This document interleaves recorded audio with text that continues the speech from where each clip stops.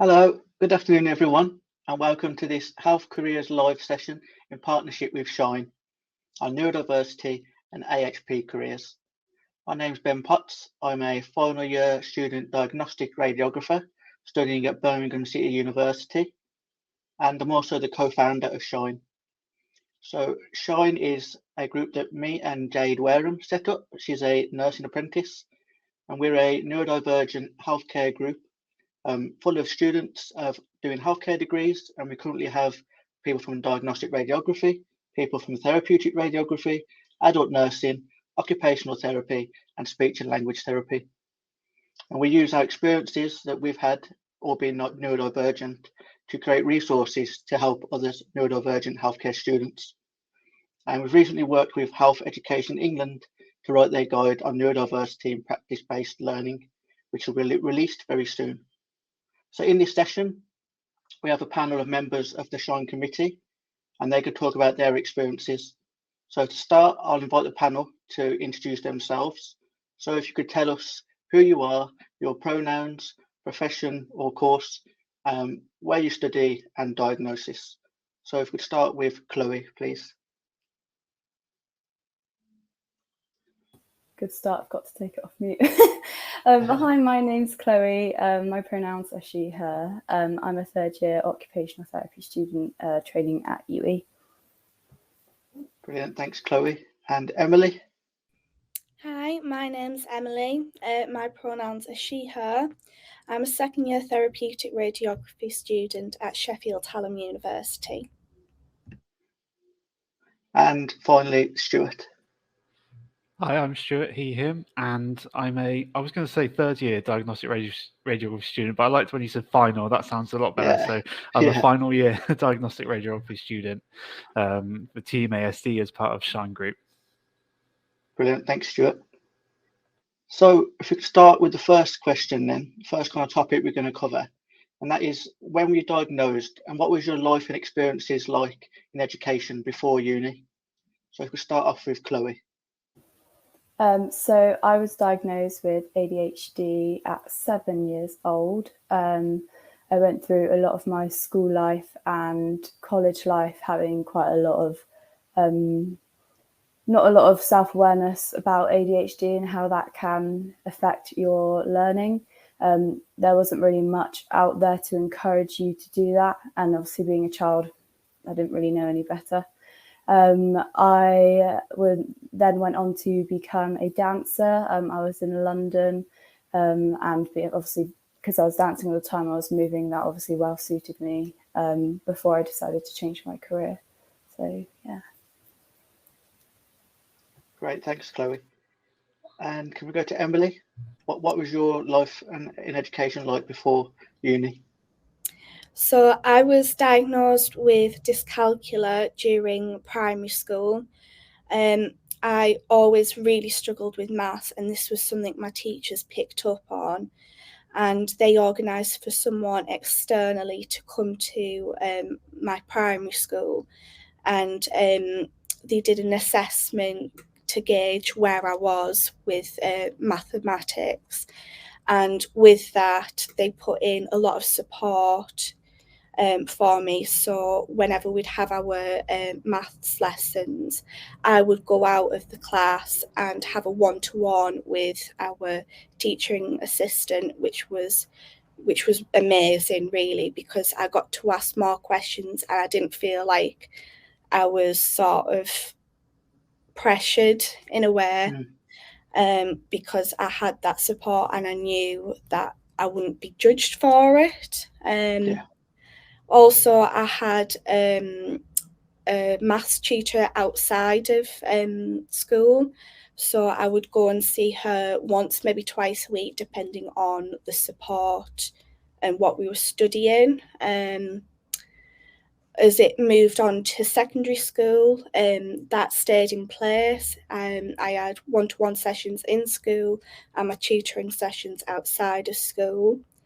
They also allowed me to have extra time during my maths exams when I was doing my GCSEs. So in that respect, I did have a lot of support, which I was quite lucky with. Thanks, Emily. Yeah, I also had a tutor outside of school as well, and yeah, I don't think I would have got through any GCSEs without that extra support. But yeah, my school didn't pick anything up, so I didn't have any idea why I needed this extra support. But yeah, I couldn't have got through without it. And Stuart? Yeah, so I was diagnosed with autism or ASD in 2015, so a bit later in life, because I was about 27, 28, something like that. And yeah, it was only actually because my mum trained as a Senko, so in a school that's the SEN coordinator, and she thought, oh, I think you need to go see a doctor. So she took me. I had no idea what it was about really. I didn't really understand it till after. So going through school, I kind of had sort of low-level problems, so I would get in trouble with other people at school. So it was like social situations and things like that, organisation and things, those kind of problems, and also a bit of I don't know. I got GCSEs and I didn't have sort of extra educational support, but especially when I got into college and I missed the structure. I sort of didn't get the structure I got from secondary school. I then really started to fall apart a bit. So I sort of kind of scraped, E's and D's in education from there, and kind of essentially dropped out of college really to go into work. And it was sort of later on when I started learning more about myself, getting a diagnosis, which I'm sure we come into, was actually probably a time where most people's lives change quite a bit, actually for the better usually, post-diagnosis. And, so I was kind of flunking A-levels to then having a diagnosis, and then getting to the point where I did an access course to get myself into diagnostic radiography university, and then sort of got all distinctions there, and I've been passing, touch wood, up until then. So it's these diagnoses and these stories are they're quite a journey, I think, for everyone. Yeah, I totally agree. I got diagnosed with dyslexia at age 23, and then ADHD last year at age 31. And yeah, both have been really big for me, meant a lot for me, and not just because of the extra support I can get with those diagnoses, but also personally meant a lot for me because I can understand myself a lot more, and having that self-acceptance can bring about a lot more self-esteem, knowing that knowing what your limits are, what you can do, what you can't do. Yeah, it's been a huge thing for me to have that thing just personally. So moving on to university, what support have you received at university, Emily? So for me, I knew that there was support available, but I haven't gone for the support yet, as I mainly wanted to see how I'd manage without how I'd go with the workload, because a lot of my strengths are with the written assignments, which is quite heavy with our course. When it came to placement though, I sort of realised that there are those elements of maths involved, although they are small. I had to figure out how to adapt myself, and speaking to the staff at the start as well about having dyscalculia so that they were aware. And what I appreciated that, especially when I had my very first 3 weeks of placement, my mentor, he was really accepting of that. He was encouraging and said, make sure you let all of the members of staff know that you're aware, and they will support you, which I really appreciated, because I didn't want to go into something and feel like I was going to get penalised for it in a way. Mm-hmm. But that support has been incredible. And when I had my interim discussion with my personal learning tutor, she again acknowledged that with me having dyscalculia, that I could have a learning support plan put in place if need be. And having that just that acknowledgement that it is still there for me, although I didn't go for it at the start. I know that if I want to, I can still apply and get any support if I need it, which was which was nice and again reassuring. Yeah, I agree. I think, you know, not everyone wants to, you know, disclose, and that's your personal choice. But I also think it's good to kind of recognise that it's fluctuating, and sometimes you need more support, sometimes you don't. And if you can, if you're okay with not having support, but you know that it's there, you know, don't know you can access it when you need it. I think that, you know, just having that peace of mind, probably, you know, it's probably all you need, maybe some people. I think as well, sometimes it's quite nice going into something so different from primary school and secondary school, just having that opportunity to gauge how you might find you're working, and then going from there, because then if you've got the idea, you maybe know how to work in those steps for adequate and efficient support once you've got an idea of what's expected from you with what you're doing both academically and within placement. Yeah. Were you going to say something then, Stuart? Yeah, I was just going to say that sometimes just knowing the support is there and you can access it is enough to be like, actually, I'm quite happy. Yeah. So, I mean, if you ever come to me, Emily, go. So I know that me and Chloe are going to have some similarities because we do actually go to the same university. But coming into university, I'd done my access course, so I'd kind of got used to sort of the academic side of it, which is sort of one of my strengths, because a lot of the time when we talk about neurodiversity, we sort of focus on the weaknesses, but like Emily said, there's a lot of strengths you can have, and if you can pull onto those and work that into your education, that works really well. So getting obsessed about things, something that sometimes happens, and you know, if I can focus that into an assignment or something, that's quite a positive. But we have the support offered to me includes an access plan, which I'm sure we'll talk a lot about, which is about placement, because as probably for many people, healthcare courses require contact hours or placement hours, and actually that's sort of probably the biggest source of anxiety for a lot of people, because you know, it's all well and good in an academic environment where it's quite controlled, and you know the setting, you know who the lecturer is, and I'm going to learn. You know, on placement, it's you're working in a workplace, so it's quite different. So that's quite good. Also get access to a mentor, so someone who you can sort of chat to about anything, and the main thing is they can signpost you to other support if you need it, and also a study skills advisor as well. So I've taken advantage of those. So in a weird way, it's not actually because I got a problem academic writing, but I had a problem organising my thoughts and the problems focusing on what I needed to do, not going off track, those kind of things. And actually that's what a study skills advisor was able to go through with me to do that. You know, they say, you know, happy with your writing. I was like, well, I'm happy with my writing. I need help on these other things. So so there is a lot of support out there, you know, at least at our university, you know, me and Chloe go to.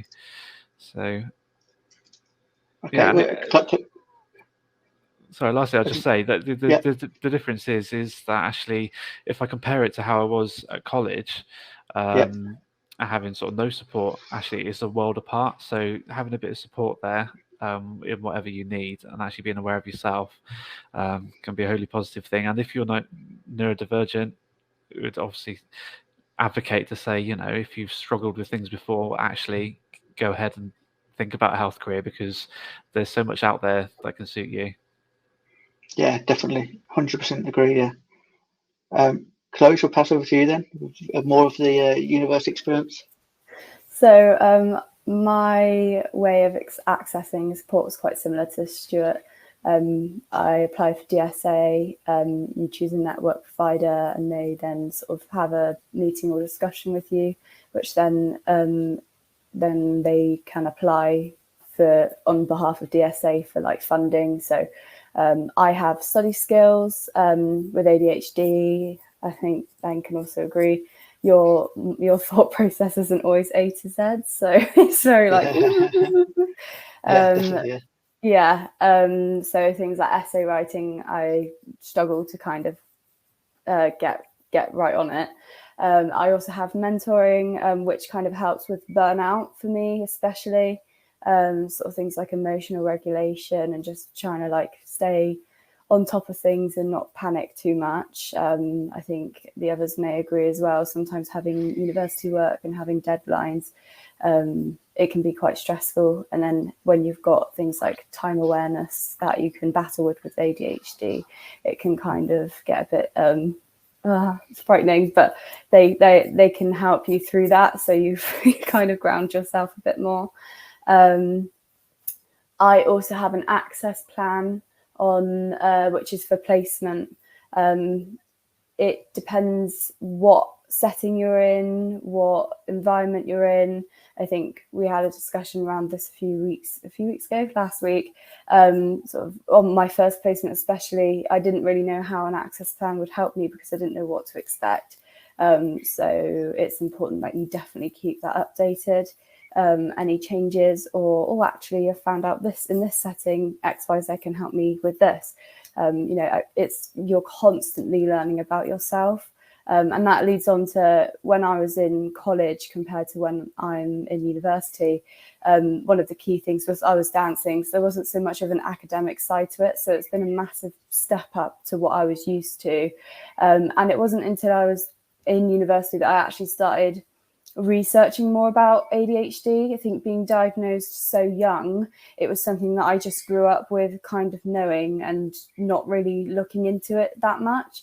Whereas now as an adult, I've sort of looked into it, researched it, and it's given me that education and knowledge in how I work, and I understand myself a lot better. So just that alone gives me more empowerment because I can advocate on things that I know I need help for. So yeah. Yeah, perfect. I had a similar experience. Not obviously not dancing. I'm definitely not a dancer. But I went into something that I found was more practical. That was more not based on academic work, which was for me was music, and then eventually music technology. Because most of the work was practical. It was writing music, playing music. You didn't need to have like good essay skills, good academic writing. And that's why I think I went that way, not because it perhaps was what I wanted to do in my life, but it was just the path of least resistance, because it was just something that I could do. And it's only later in life then that I learned that, I can do academic writing and I can do quite well with writing, but I just need that extra support. And then for me as well, my experience of getting a support plan, which I think we all like advocate for, I needed to kind of, when I got diagnosed with ADHD, to reassess what support I needed on placement, because I didn't really have anything. Because in radiography, diagnostic radiography, there's not a lot you can do for dyslexia. It's not a whole lot of writing really. Just take your time, that sort of thing. But then with ADHD, it was like another barrier because another element because of the emotional regulation, that sort of stuff.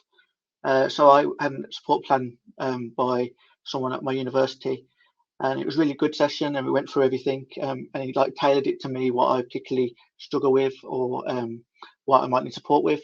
But the only thing was that he was a nurse, so when I actually got the plan back, it was quite nurse based. So I had to then think, right, how does this apply to diagnostic radiography? And I had a meeting with my practice educator, the lead that looks after the whole of the trust, the education for the trust, and she's a radiographer and also my personal tutor from uni. And we had three of us in the meeting together, and we kind of discussed what the nurse version, what nurse was, and then we kind of made it into a radiography version. How would this work in a radiography situation? And that was fantastic because it had two people that have got expert knowledge in the field, and then me with my own experience of what I need, and then together we could come up with like a solid plan that I've never looked back on really. It's been working really well for me, and I think having that there, and that backup is always there, and then I feel more empowered. Then now I've got that support to go on to a radiography placement where I don't know anyone, and then to disclose and talk about it, because I know I've got that support plan there that I can say, right, this is what I need, and it's just gives you more, empowers you to be open and honest and talk about what you need. I think it's a really important thing to have that conversation. Do you have any times where you felt that you had really good support, that someone's really really gone out of their way to help you and support you, and you've come away thinking, without that support, I wouldn't have done as well. But with them working together, I've really, hit my potential there. I've reached my goals. I suppose with me having dyscalculia, it really knocked my confidence from that sort of initial stage when I was diagnosed. So when it came to starting university, I wanted to get involved in as much as I could and really absorb myself in in the profession that I'd chosen. And the general sort of support and encouragement I've had from staff, and especially our course lead in first year, she has been amazing in just encourage me, getting me to do little bits here and there, and it's slowly built up my confidence. And although it's not directly related to my diagnosis, it's still that build up of, if I can do this, I know I can work towards It's that confidence, isn't it? Building that confidence. And even though it might not particularly be related exactly to neurodivergence, it's having that confidence in yourself and being that self-esteem is, it just affects all areas of your life, doesn't it? Your whole way that the way you see your life, way you see yourself is really important. Brilliant. Anyone else? Anything come to mind? Stuart, do you want to go? I could see you about to speak there, Chloe. I was both on mute, so I was like, I was going to go first. So, I mean, I haven't, in a way, it's been quite positive because just having an access plan and the support around as a kind of safety blanket means I probably haven't needed to access some of the bits. There's only been sort of a couple of times really that I've used it, such as sort of like a timeout on placement on the first year, because I lost my mind really because I'd lost my my clinical book. So this clinical book, you write down all your examinations in it throughout your time on placement, and you have to get a certain amount of numbers to show that you kind of reach competency in those examinations. And I couldn't find that, and I'd searched absolutely everywhere, and it got to a point where it just stressed me out too much. And I said to someone, I kind of just on the slide showed them my access plan, so I just need to go out and and they were just like, yeah, absolutely fine. And I was in my head, I was like, oh my gosh, that's great. Obviously I went and stressed out somewhere else for a bit and calmed down a bit, but so it wasn't even anything massive.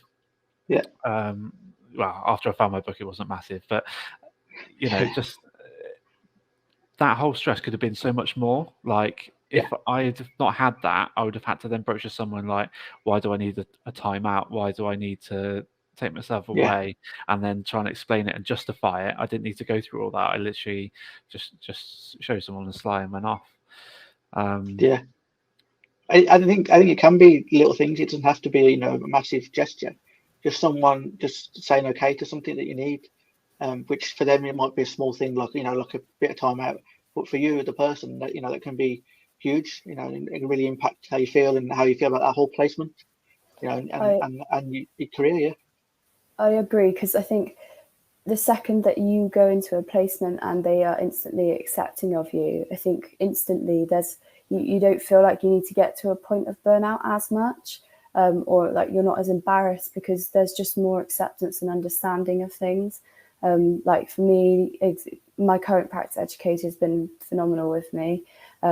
She noticed I use color coding a lot just because it differentiates better in my brain, and she noticed that I did that, and she sent back my feedback, and she took the initiative. She didn't even ask if I wanted that. She just color coded it herself too.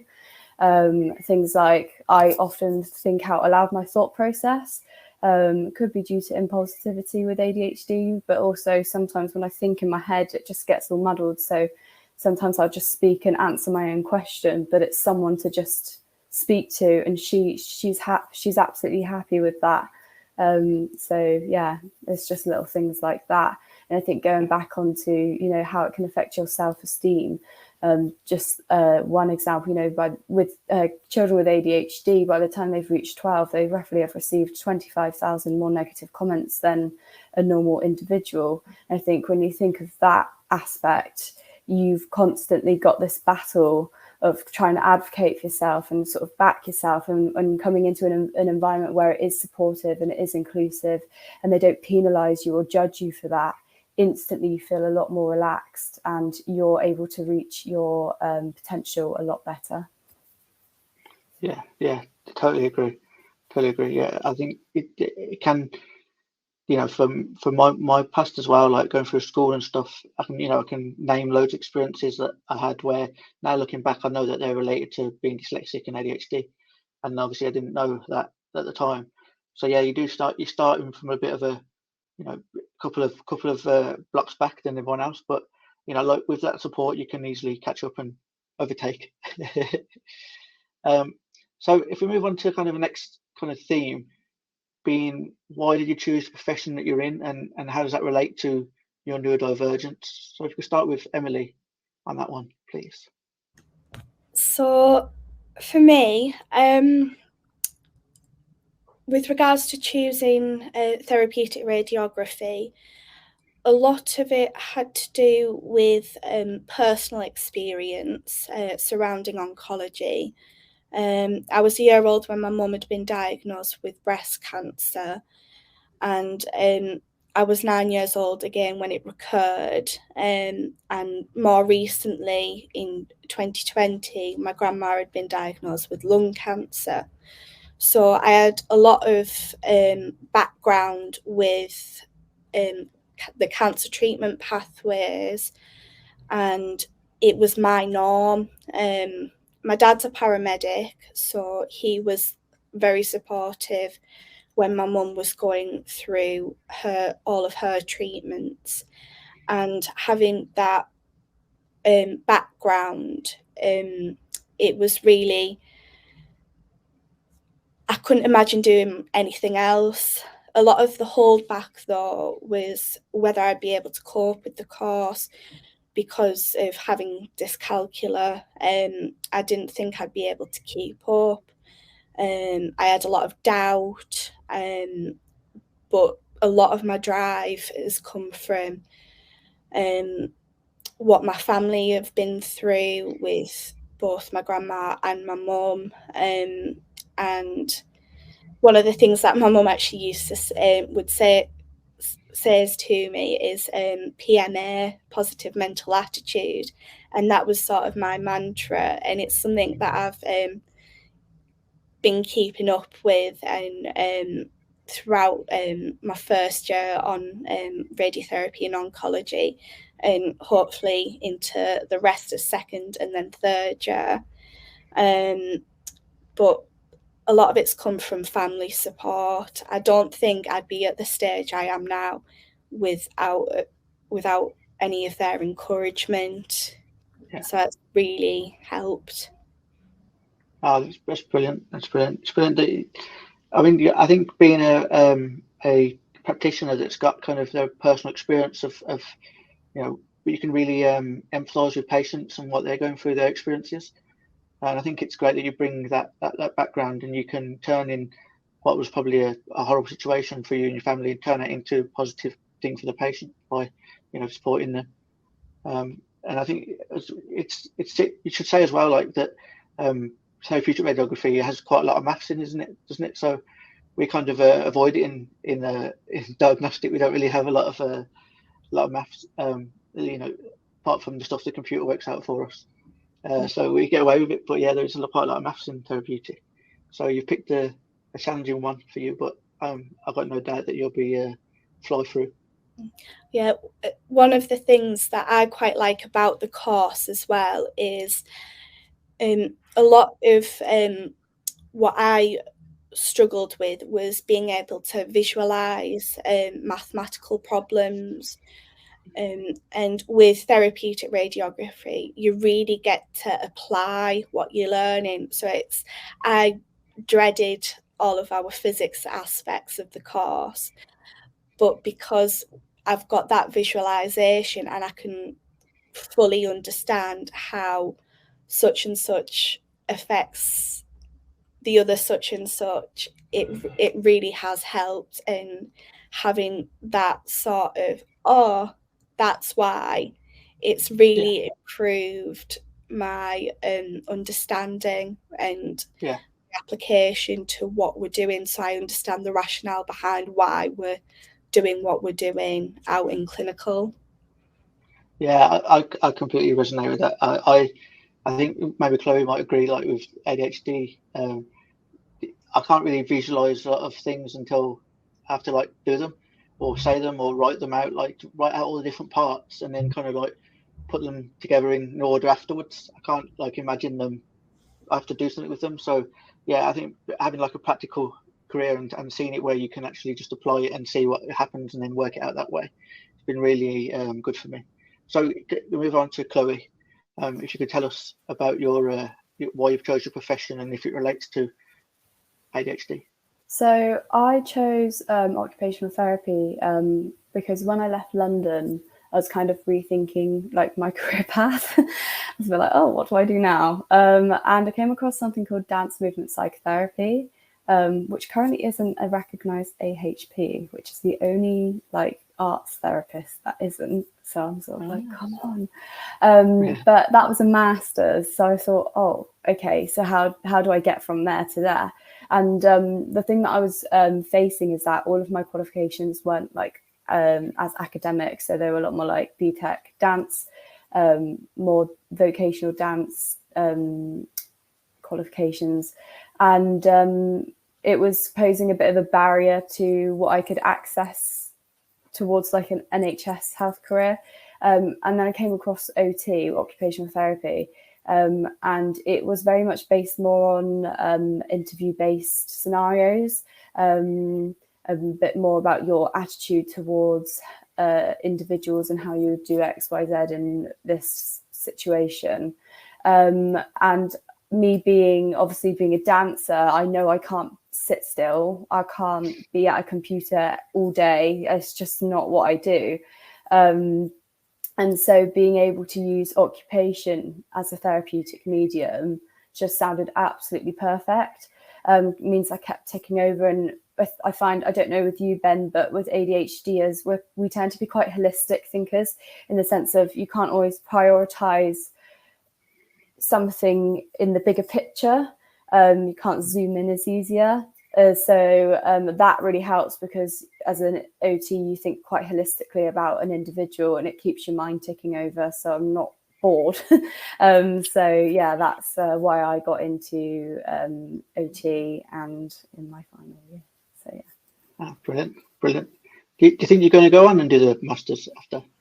So I kind of want to wait for a bit because I feel like it's still in its sink or swim moment, but also like I kind of want it to be a recognised AHP because you've got your drama, your arts, your music. The only thing that's missing is dance. So yeah. When that happens, who knows? But I would like to. Yeah, that's brilliant. Yeah, I'm sure it'll happen eventually. It makes perfect sense, doesn't it? Yeah. Can we move on to you then, Stuart? Yeah, so I did sport. So, and because of my sport, judo, it's like you get injured quite often, unfortunately. So I always found it quite interesting going to like the physio to get patched up and sort of how the mechanism of how the body works and stuff like that.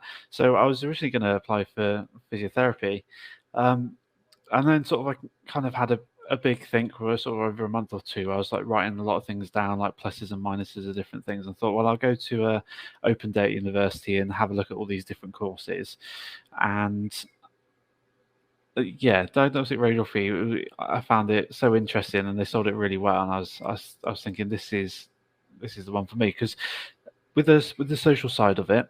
For example, I know, Emily, in radiotherapy, you build a lot of relationship over time and things like that. And I find that quite more difficult, but actually I'm quite good at short, simple interactions where I've got a bit of a social script of what to say. So in radiography, like in the clinic, you can see a lot of people in one day, and it's kind of those short interactions. So I find it quite a bit less stress for the way my brain works to manage that. So that was one reason that I thought radiography would be better for me, and it still had all those mechanism of, injuries and that kind of interesting bit. So yeah, I would have never thought sort of 10-15 years ago that I'd be into this, but it's funny where it leads you. But actually, it comes back to sort of knowing yourself as well. Like when it comes to the social side and the interactions with people, because I had that diagnosis and got to know myself a bit more, it then enabled me to make a better decision about what suited me. Whereas before, I wouldn't have maybe realised that. But I feel the same as well. I definitely can understand that the situation with the small social interactions, because it was a selling point for me as well. We can see some patients for like 2 minutes, just do a chest X-ray, and we have to that skill of like building rapport and building a relationship of trust in 2 minutes is quite a challenge, but it's really enjoyable when you get it right, isn't it? Yeah, and that's another thing as well. Like say ADHD or autism, all these different conditions. You wouldn't think like actually someone like that would be able to do any of those social interactions, but actually we have a lot of strengths that people don't realize. And it's just that for me, I find it a bit less stressful, because I get to the end of my social script and I'm like, oh, then I get stressed, like, what do I say now? Yeah, but for some people it's better to have sort of get to know people over time, isn't it? But yeah, it's just also the no pun intended, the black and white of it. So as you'll attest to, Ben, like when it comes to taking a perfect X-ray, there's certain criteria for that. So it's quite black and white in my thinking what I need to do to get that perfect X-ray. And if it hasn't gone right, chances are there's something you can do to fix it. So diagnostic radiographers, they're usually a bit of a perfectionist kind of profession, where you have to get everything just right. And actually that works out well with how my brain is, because I can quantify that's good, that's not good, this is how I do it. I'm exactly the same. It's a big part of it for me as well. I'm just conscious of time, so if we could just go around the panel, and if anyone could give like their top tips for students, prospective students that are maybe interested in health careers, that maybe are neurodivergent, and any tips you've got just for those people watching. Can we go for Emily first?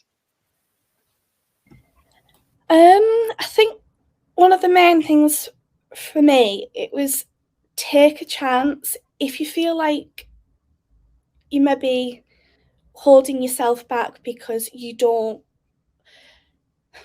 how it came for me was I didn't know if I'd be able to keep up, so that really held me back in terms of pushing myself.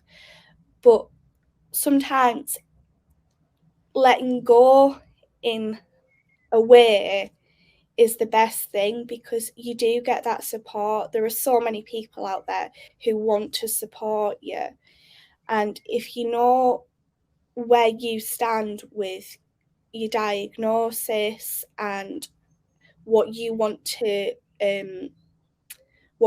share with yourself and become the professional you want to be within your chosen profession, just go for it, because I'm so happy. I think I've never been my happiest until I've started this profession, because I'm making a difference, and being able to have that positive reinforcement and help future students, even with my current cohort, just having those conversations, and it's that sense of you're not alone. No. I think we can all agree with that. So I'll just wrap up and say thanks to our panelists, Chloe, Stuart, and Emily. And you can find out more about SHINE on our website. We've just put our manifesto out, which tells you all about us and what we stand for. And we've also got the HEE document coming out soon as well. So if you go to shine.info, that's SSHINE.info, you can find out all about us and what we're up to, and our social media as well. You follow us there and keep up to date. Thanks for watching and have a great afternoon.